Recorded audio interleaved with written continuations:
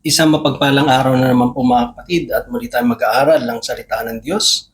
At ang salita ng Diyos natin pag-aaralan, ating putukunin sa Ebanghelyo ng ating Panginoon ayon kay San Mateo, Kabanata 13, talata 47 hanggang 50. Ang sabi po dito, ang kaharian ng langit ay katulad din ng isang lambat na inihagis sa dagat at kahuli na sari-saring isda.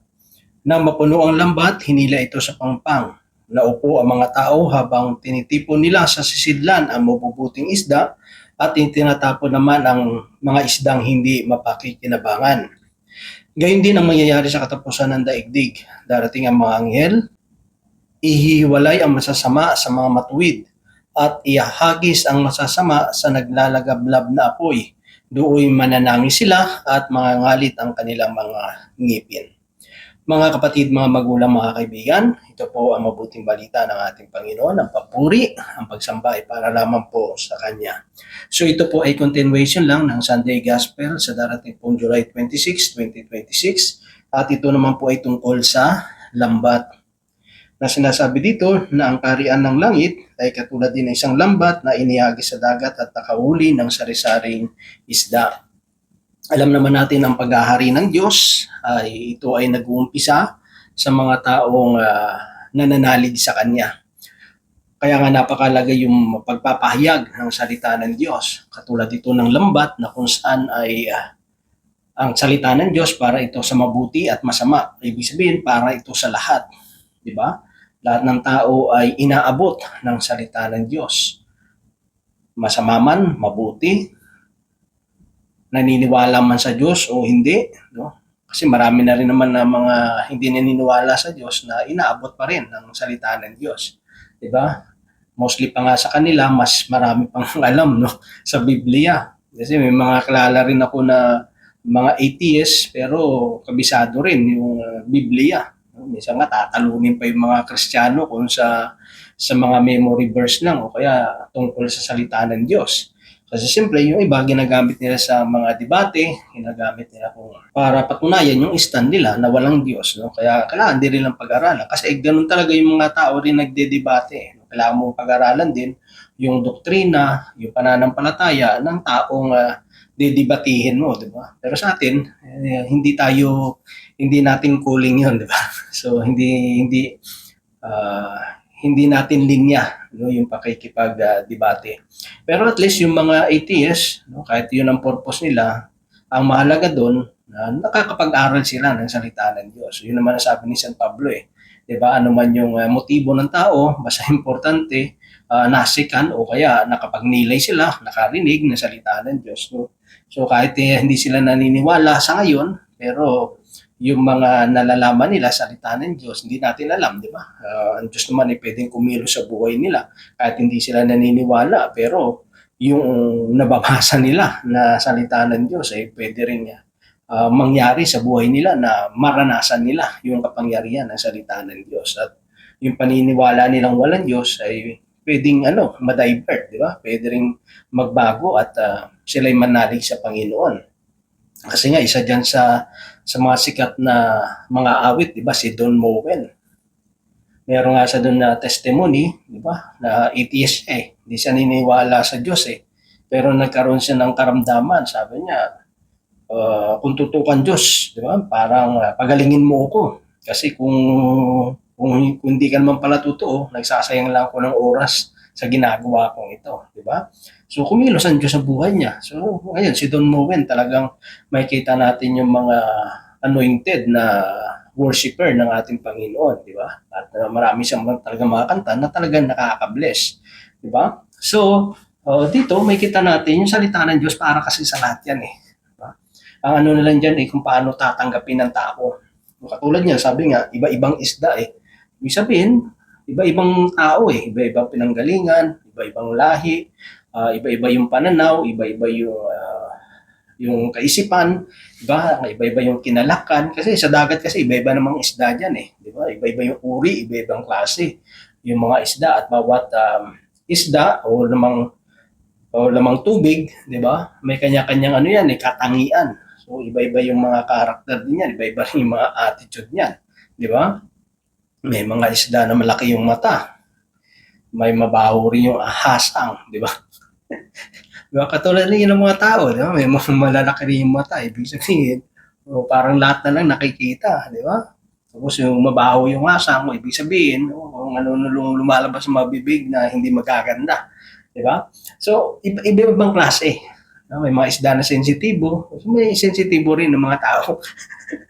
Di ba? So, ibig sabihin lang kasi, siyempre, pag ano ka ng lambat no, sa dagat, ay ano sa iba-ibang klase ng isda, pwede mo kasi mahuli dyan eh. Di ba? Unless na lang kung nagtapon ka sa fish pond. No? Kunyari, sa mga ang pispan mo, siyempre, kung ang inalagaan mo ay puro mga bangus, siyempre, bangus lang talaga makukuha mo, no? Unless na lang kung may sumbabotahe no? sa fish pond mo at nilagyan ng ibang isda, di ba? So, pero siyempre, pag dagat, iba-iba talagang klase. No? Kaya nga pag sumasama tayo sa mga partner natin na mangingisda, may kita mo no, na iba't ibang uri ng mga isda ang kanilang nahuhuli. Di ba? At dito may kita natin na merong mabubuti at merong hindi mapakikinabangan ng mga isda. At may kita mo doon din, no, pag nanghuli yung mga kapatiran, maingat din sila sa pagtanggal ng mga isda sa lambat. No? At may mga isda talaga nagpupumiglas. No? Talaga ayaw nila magpahuli. Talagang gagawa at gagawa ng paraan na makalaya o kaya maka-freedom. Makatakas yun. No? Makatakas dun sa lambat. Talaga nagpupumiglas yan. Pero the more siya nagpupumiglas, the more siya nasusugatan. Di ba? Hanggang mahati yung katawan niya, o kaya magkasugat-sugat. Diba? So, ibig sabihin, kapag nagpupumiglas siya rin yung masasaktan. Kasi bakit? Kasi ayaw niyang mapahuli. Ayaw niyang mahuli siya, kaya talagang gusto niyang lumabas ng lumabas.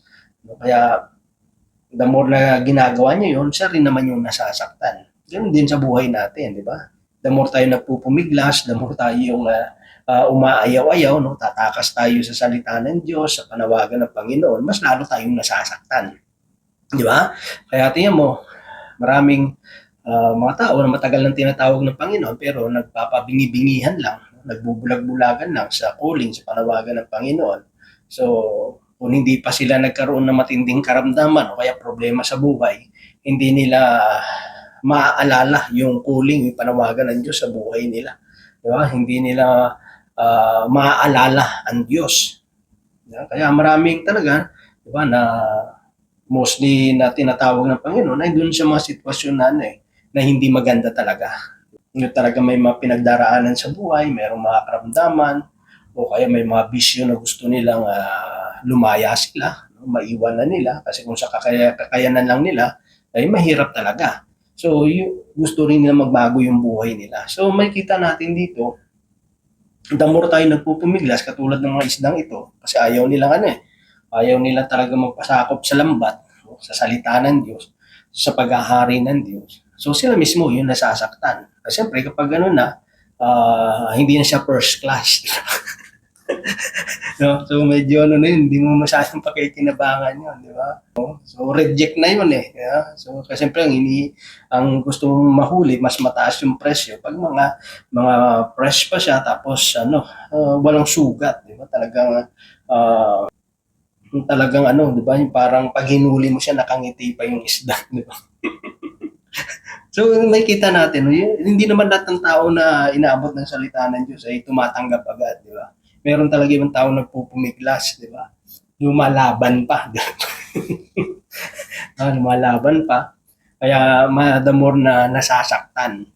Naupo ang mga tao habang tinitipon nila sa sisidlan ang mga mabubuting isda at tinatapon naman ang mga isdang hindi mapakikinabangan. Gayon ang mangyayari sa katapusan ng daigdig. Darating ang mga anghel, ihiwalay ang masasama sa mga matuwid. Siyempre, yung mga taong masama, walang pakinabang yan siyempre sa kaharian ng Diyos. Diba? Kung sa mundo nga walang mabuting pakinabang yung mga taong masasama, di ba? May mabuti bang pakinabang yung mga masasamang tao sa mundong ito? Di ba wala? Kung dito pa lang nga sa mundo walang mabuting pakinabang sa kanila Yung nakikinabang lang sa kanila, yung mga masasama ring mga tao, yung mga taong gumagawa ng hindi maganda, yung mga taong nagnanakaw, yung mga sindikato, kaya mga gangster, kung ano man dyan na mga illegal yung kanilang mga gawain, yun, malaking pakinabang nila doon sa mga masasamang tao. Pero when it comes talaga sa kabutihan, kahit dito nga sa mundo, 'di ba? Wala silang mabuting pakinabang sa mundong ito. Eh kung sa mundo lang nga ito, wala silang mabuting pakinabang, how much more sa langit, no? Kaya nga hindi talaga sila pwede doon. Hindi talaga pwede sa langit yung mga masasamang tao, 'di ba? Anong gagawin kasi anong gagawin nila doon, no? Manggugulo lang sila doon, no? Tama na yung panggugulo nila sa mundong ito, no? Dito sa mundong ibabaw, no? Pati ba naman doon manggugulo pa sila. So hindi sila pwede, no? So hindi sila pwede doon, mga kapatid. Iwalay masama at ihagis ang masasama sa naglalagablab na apoy. Dooy mananangis sila at magagalit ang kanilang mga ngipin. So, lahat ng tao kasi binibigyan ng chance ng Diyos eh. Kaya nga lahat ay nakakarinig ng salita ng Diyos. Kasi kahit saan naman ngayon, makakapanood sa TV, sa social media, di ba? Maraming nangangaral ng salita ng Panginoon. Kaya walang tao na pwedeng sabihin, ay hindi kasi ako nakarinig ng salita ng Diyos eh. Di ba? Unless na kung ka sa, ano ka talaga, talagang, ano ka, yung nasa, ano ka talaga, yung nasa loob-looban ka na ng gubat, di ba? O kaya yung nasa pinaka dulong-dulo ka na ng mga isla na talagang hindi inaabot kahit ng internet o kaya na social media, di ba? Kung masyado ka na isolated sa mundong ito, di ba?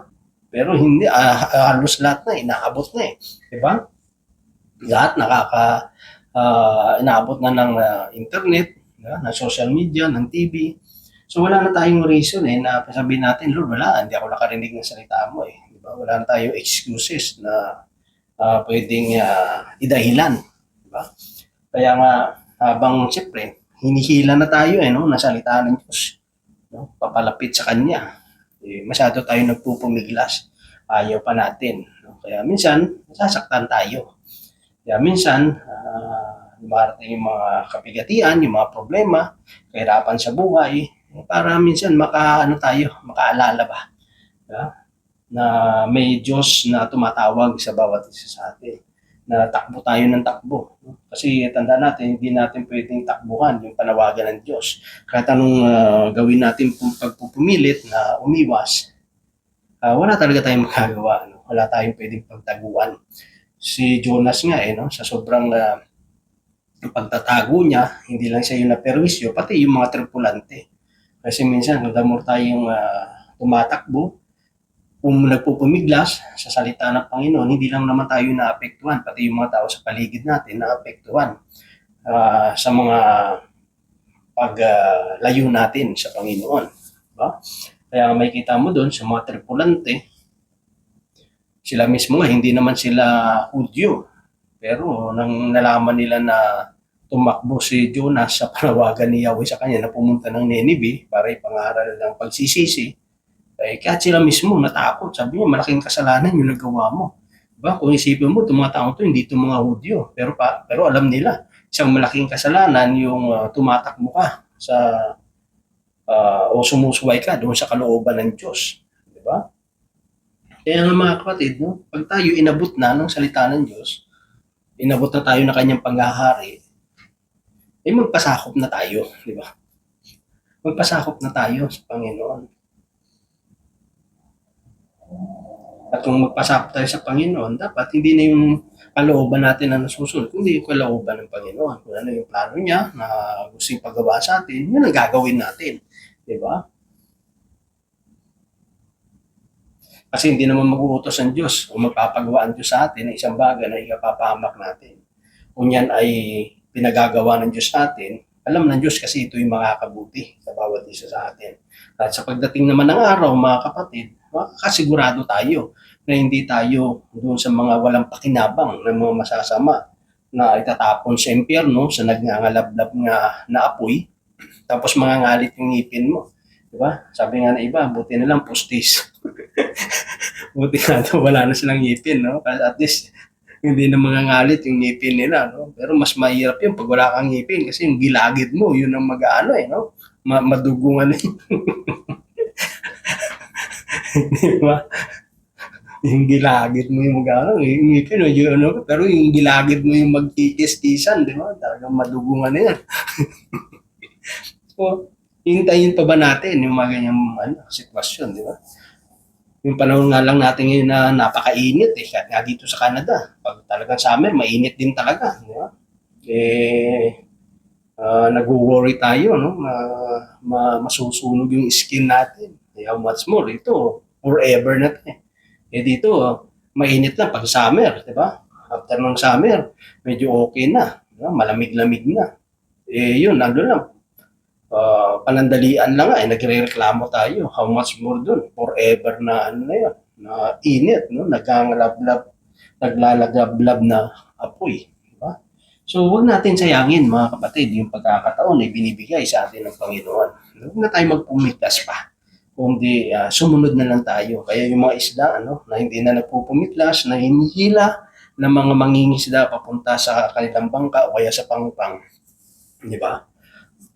May kita mo, no? Talagang preska, sariwa, ah, walang sugat, no? At ano eh, ikaw mismo na nang huli matutuwa ka kasi parang nakangiti sila, di ba?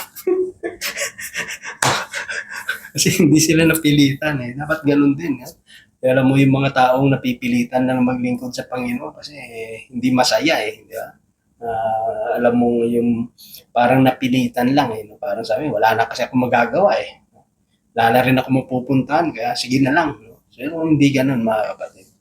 Meron din naman yung maglingkod tayo sa Panginoon na hindi tayo masaya. So yun naman mga kapatid at naman Diyos ay patuloy magpala sa bawat isa sa atin. God bless po sa ating lahat.